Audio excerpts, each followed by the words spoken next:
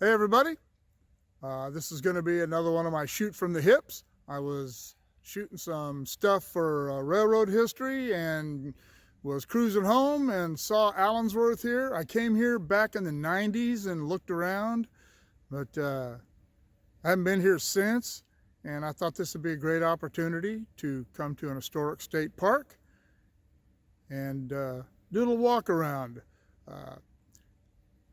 Allensworth was founded by a man named Lieutenant Colonel Allen Allensworth, and he was an escaped slave. He escaped during the Civil War and joined the Union Navy. And I couldn't find anything about when he actually left the Navy, but in 1886 he joined the U.S. Army and became the chaplain of the 24th Infantry Regiment. When he retired in 1906, he was the highest ranking African-American officer in the United States Army. And in 1908, along with a couple of other people, Colonel Allensworth, this was his vision, doing this, but they founded this community of Allensworth, and it remains the only town in California to be founded, built, governed, and populated entirely by African-Americans. And I think that's pretty interesting, and I think that's pretty cool. So there's not a lot here. It's not a museum like Pioneer Village in Bakersfield. It is a state park, but let's cruise around and check out some of the buildings and some of the stories. All right, this was the Johnson Bakery. Says here, there's a little sign here that gives you all this information. This is a really cool little walk around thing. And another thing you can do here that I think is pretty cool, maybe they do this at other places, is you can call this number right here and it will give you a guided tour through the park. Just push different numbers on your phone to get the story of these places. But anyway, this was the Johnson Bakery. This was also their home, and it was operated between 1913 and 1918. This was a temporary home of a gentleman. He wasn't here very much, according to the story, and he allowed people who were moving here and didn't have their homes built yet, or didn't have somewhere else to stay here until they did have that stuff. So it was kind of a howdy house, I guess you might say. Pretty interesting. This was the general store in Allensworth, and owned by a gentleman and his wife. It eventually became the library as well, and the library closed, according to the story, in 1926. They moved the books here. And this was the business that lasted the longest in this town. It doesn't say when it closed, but cool looking building. I'm not going to stop at all the buildings here because some of them were just homes, but that house right there, the green building up there, is the general store that we were just at, and that house is where the family who owned that store lived. And right on the next corner was another general store. This was the Singleton Store. And this family came here in 1910 and built this structure. It was a store with the living quarters in the back. And obviously their name was Singleton. And Joshua Singleton was the husband. He also served as postmaster, music teacher. He organized a band. And his wife was a midwife and a nurse. And they ran this until Mr. Singleton passed away in 1928, and his wife closed the store in 1930.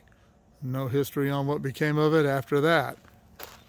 Cool looking building though, as many of these buildings here are. This was the Allensworth Hotel. It was opened in 1910, and story says that the lady that financed it was from Oakland, and it was just an investment, and she never lived here. A family named the Morrises were hired to operate it. The wife was said to be a good cook. The husband said to be a good mechanic, and they had a big dining room where they used to have dances and listen to music here. Sound like a pretty cool place. This was the barbershop in Allensworth. It was originally opened, it said, in a house that sat adjacent to it over there. And it was opened in 1914. And this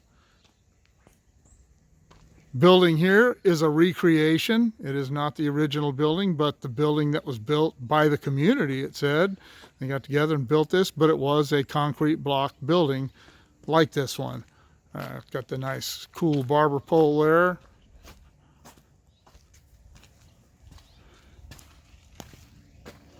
Got the barber chair in there. And it is said that the men of the community would gather here to discuss agreements and disagreements. And that's pretty cool old stuff inside there. But the man who operated this, his name was Milner, closed this in 1922 and moved to Tulare. And it said that many of his customers from Allensworth would drive all the way into Tulare just to keep him as his barber. And Tulare is about, I don't know, probably 25 miles from here. So that was a pretty good jaunt back in those days. I just spoke to the ranger who was on duty here, and we had a nice long conversation. And she informed me that most of the buildings here are reconstructed, and this is one of the only ones that was mostly original. And this is the Smith House. But anyway, pretty interesting. Moving on. I ran across this and I asked the ranger if this was a garden from the period that the town was still going, and she said it was not. It was called a demonstration garden. They were just trying to show how difficult it was to grow things here and the things you needed to do. And but I think it's an interesting little thing to show people how things were here. Pretty cool. This was the Scott Gross Drugstore, another building where the business was in the front and the living quarters in the back, and the lady who operated the drugstore was a trained nurse. And this is a little building with an old one-cylinder gas engine in it. I have no idea what this is for. I wish I'd have seen this before I spoke with the ranger lady. Found out what it was for, but they used these to operate all sorts of equipment back then. And one other thing that I did speak with her about was that about where they got their water. The water here was all from wells that they drilled themselves, and they used them as community wells. They had no water that served any particular building or home. And that was interesting. Another little interesting note, as I drove through here, I saw these water plugs, and I didn't know if the original residents built these or not, but as she said, they used community wells and there wasn't enough water to do firefighting with. So the state installed these after they took over the park in 1970.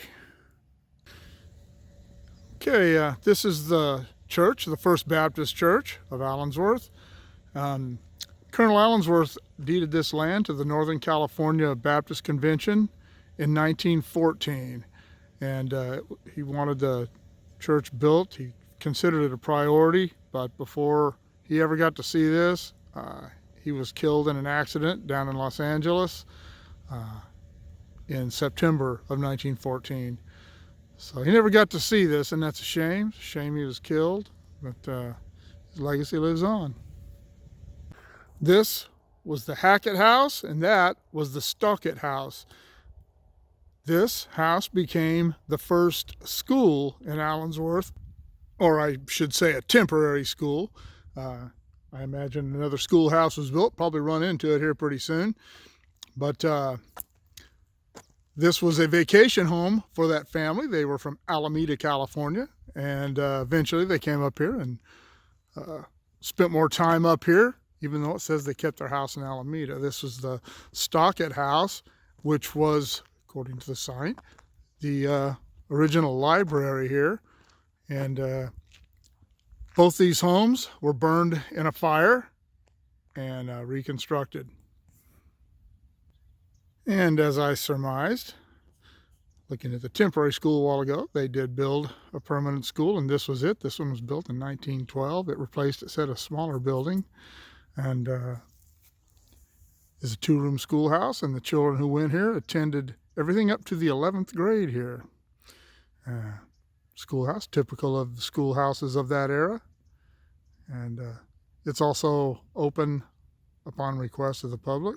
We'll go up there and look in the window, see what's up. And I was looking in to the schoolhouse. Pretty cool. Said it was also used as a community center. And you can see why. It's nice and big. Raised platform. The local orchestra probably played here. This is the Allensworth House. This is where Colonel Allensworth and his family lived. This was a prefabricated house ordered from a catalog. And the railroad delivered the building supplies, and it was built in 1911. It's a really cool looking house. Got the little picket fence around the porch, and I guess call it a gingerbread design thing. I don't know. It says that it's open on request to the public, but I don't imagine there's. Oh man, look at that! Somebody broke the window. Probably somebody sticking their camera up there like me.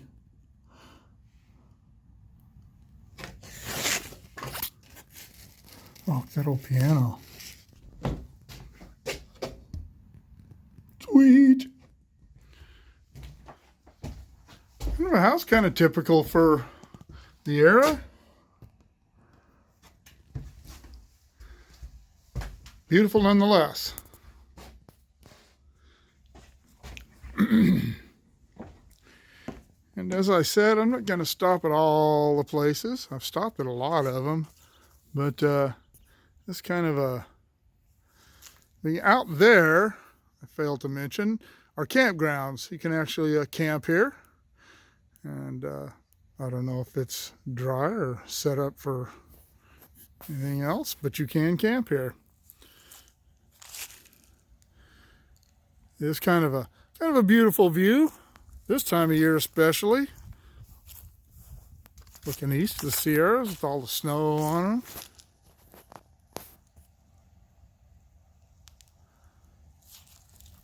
San Joaquin Valley isn't the most beautiful place in the world, but it certainly has its moments. All right.